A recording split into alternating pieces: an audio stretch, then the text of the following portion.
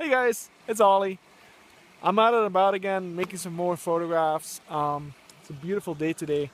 Just we have some snow coming apparently in the next few days, so I'm making sure that I'm out and about while I still can.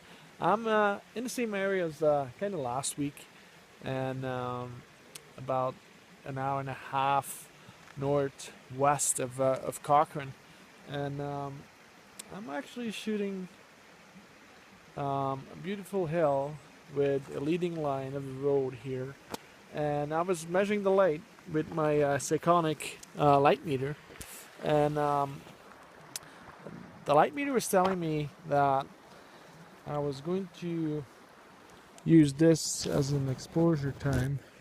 Sorry, this might be a little wonky, this video. 1/30th at f16.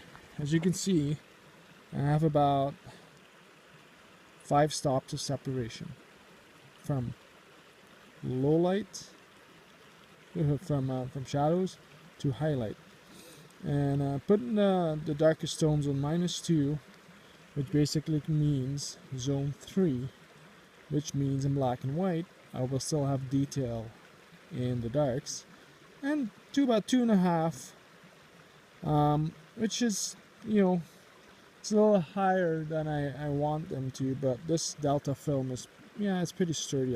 That can handle this. But if you look at the sky, that looks like a 2.5.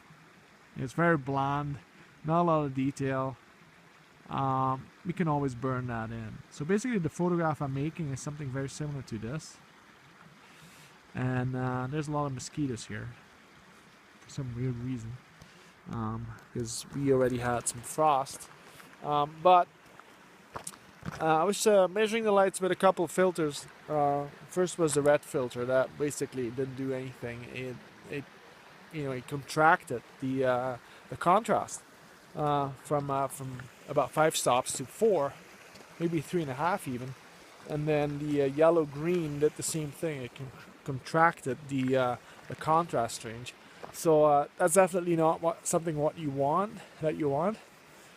So this is gonna be a bare shot, no filters at all, and I'm just letting you look through the viewfinder here in a minute.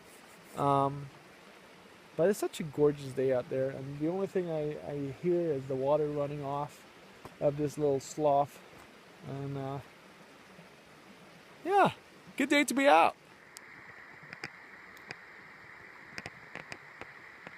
On a little side note, I just want to point out that I had to fake it a little bit. There's a nice traffic sign right there. So I made sure that that tree was covering up that sign, as you can see. All small little details that, in the field can, give your photograph kind of a raw nature look, or a photograph that non-mistakenly says this is just a highway road, or a road that a lot of people travel on, because there's a sign there. So I mean, if I move a little bit, there's a sign. If I look through my viewfinder, the sign is gone. If I step a meter to the left, there's a sign. So a little bit of observation, and you kind of pick up on stuff like that.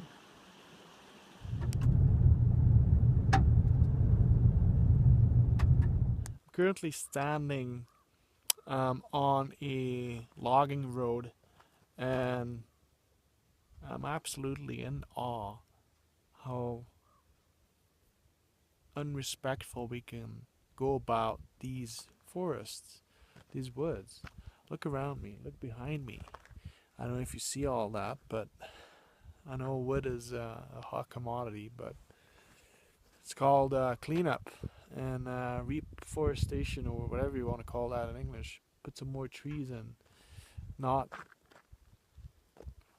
keep the stuff lying around like it is, right now.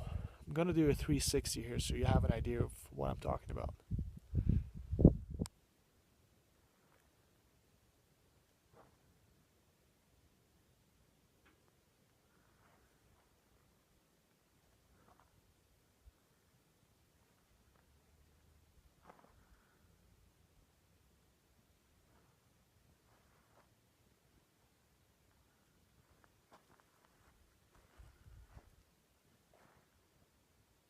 Yeah, the scale of this is absolutely, it's pretty large.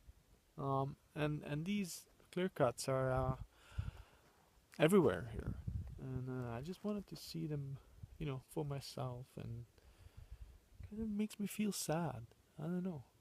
Lots of photographic opportunities though. Makes me feel sad. I don't know why. It's just, I don't know. This. I mean, the old trees decompose and all that good stuff, but that takes years, and we're destroying animals' habitats, and nobody seems to care about this. I care. Um, like, there's a little lake down there. Um, oops. There's a little lake down there that probably used to be a watering hole or something.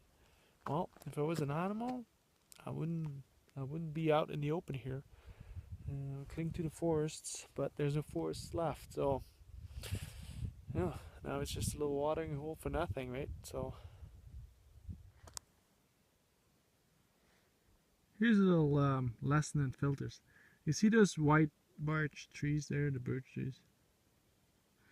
Look at how you can single them out by using a red filter. See how they pop? That's pretty cool. It's gonna be a cool photograph. The beauty and the beast. The beauty of nature versus the beast of man.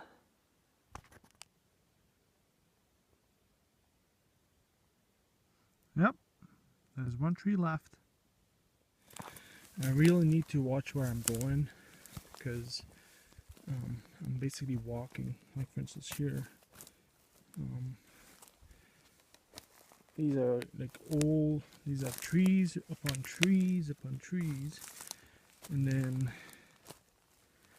nature taking its course and basically turning it all to dust.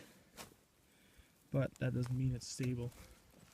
So when you're out and about, make sure you double check where you place your feet before you transfer your weight over. And goes for walking on rocks as well. Like, slow is fast and fast is slow, but there's always a way out.